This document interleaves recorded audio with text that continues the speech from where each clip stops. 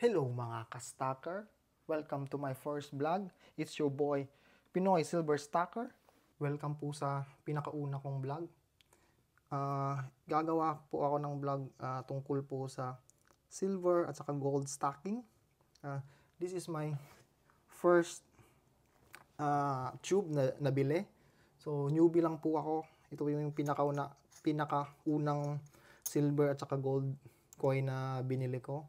So, samahan nyo po akong matuto, matuwa, ma-fail, mag-succeed dito po sa silver and gold stacking.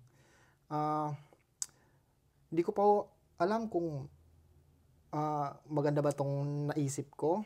Pero sabayan nyo po ako sa journey ko na mag-stack ng silver at saka gold. Ito po yung pinakauna kong silver at saka gold coin na nabili. Kasalukuyan po akong nasa Australia ngayon. Kaya napakaswerte ko po. Kaya gusto ko talagang mag-invest sa gold at saka silver noon pa. Kaya ngayon lang na bigyan ng magkakataon na may konting extra. Kaya bumili na kami ng misis ko. Kaya, ang nabili ko po ay isang kangaroo. Kangaroo pertment po ito. Ito yung kangaroo sa likod at Queen Elizabeth naman sa harap. Napakaganda po. Ito po yung napili ko kasi ito yung pinakamura sa ngayon sa nabilhan ko. Last February 4 ko po ito nabili nung Lunes ata yun. Sa halagang $56.4 isa po. Australian dollars po ito Tapos ito namang gold. It's maple.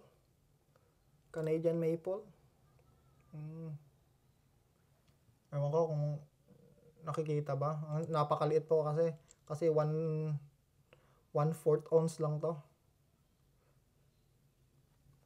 Ito namang kangaroo, isa 1 ounce, 3 ounce, so 31.1 grams.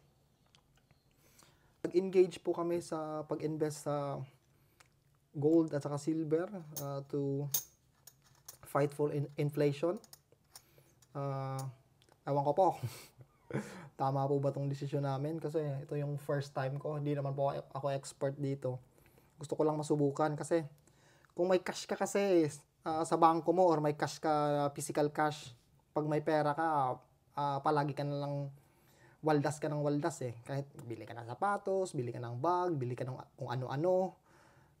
Kahit hindi naman need, palagi kang bumili ng wants na hindi naman talaga dapat sana.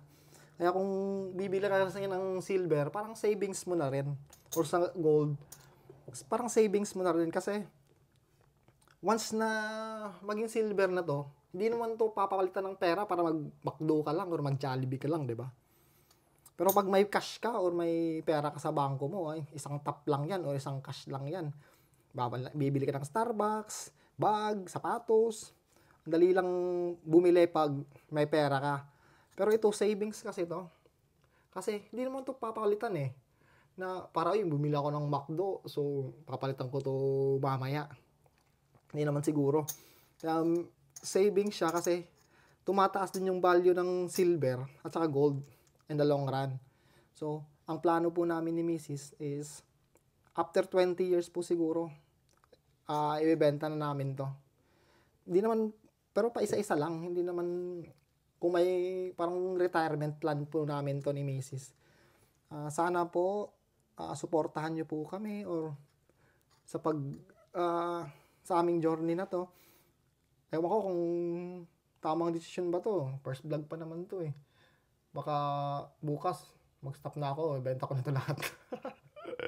Salamat po sa panunood. Kung gusto niyo po makakita ng mga content tungkol sa silver at saka gold stacking, kasi naghahanap ako sa YouTube, walang Pilipinong gumagawa ng ganitong content Kadalasan mga puti Kaya naisipan kong mag-vlog ng ganito. Baka naman makatulong tayo. Naghahanap din kasi ako sa YouTube ng ganitong content na Pilipino, pero wala akong mahanap Kaya sinimulan ko tong vlog na to para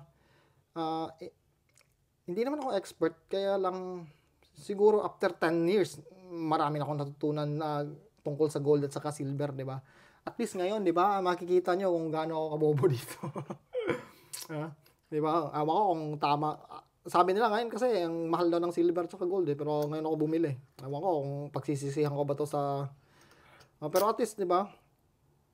Nakapasok na ako sa industry na to. Kaya patuloy lang yung siguro pa isa-isa lang, bili ako ng isang coin every week.